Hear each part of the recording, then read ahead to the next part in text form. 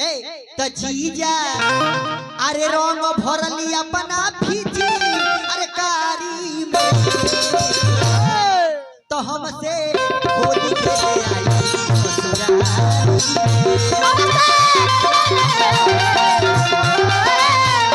हमसे होली खेले आई जीजा रंग भरली अपना फीजी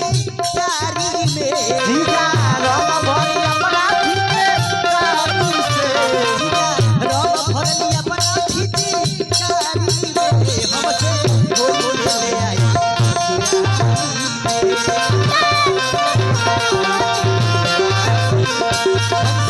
होली खेले आई ससुरारी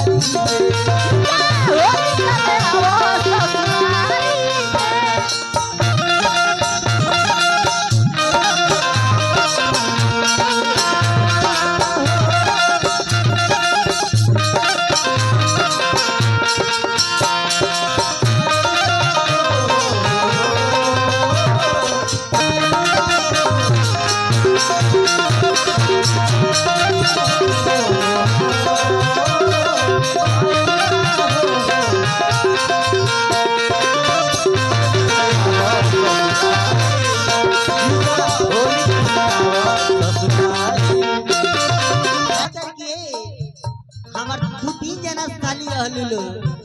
एक जना साली के नाम रहे ममिता ममिता एक जना साली के नाम रहे निशा एक जनी साली के नाम रहे तनिया जहां तो ओई में से कौन तू हो देखो जाना नेचुरल ब्यूटी अच्छा कौन अच्छा नेचुरल ब्यूटी ए भैया ऐसे हमारा और छोटकी साली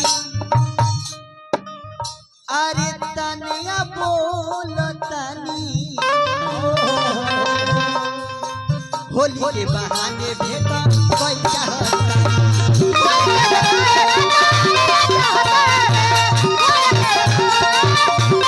और का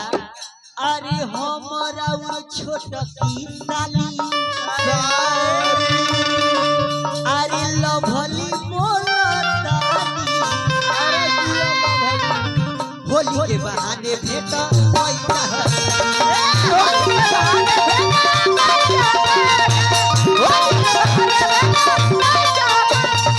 जानते बड़ा जीजा साली का कितना भाव हो साली के माजा ससुरारी में कब आवेला जब साली होके तब वो लंगड़ साली होके वो लंगड़ साली जे का करा बैसाखी छीन के धजा छाजा पर गोड़तानी से घुस के सिरहानी या सिरहानी से गोड़तानी आ वे साली ना होके त बुझाई कि पुरान ममहर आइल बनी ए भैया मामा की तो हम ही अरे सुइया होलौनी पिछु पुरानी में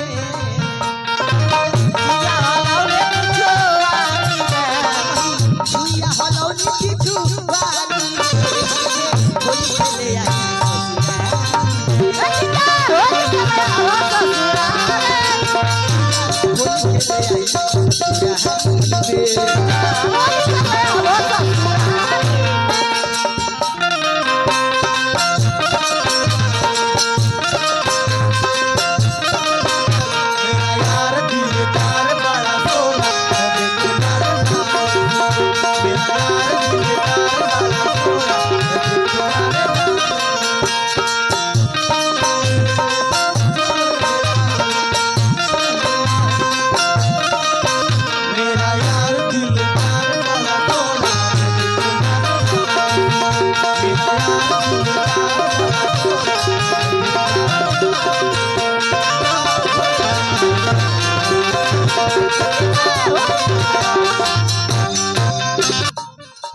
पीपू दीवाना जीजा अरे बात हमर मानी देही बजरी के देह जनी खानी देही बजरी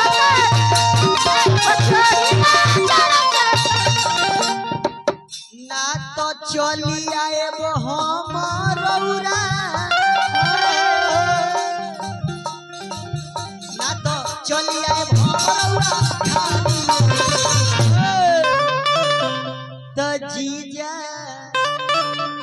तो जीजा अरे होली खेले आई तो ससुर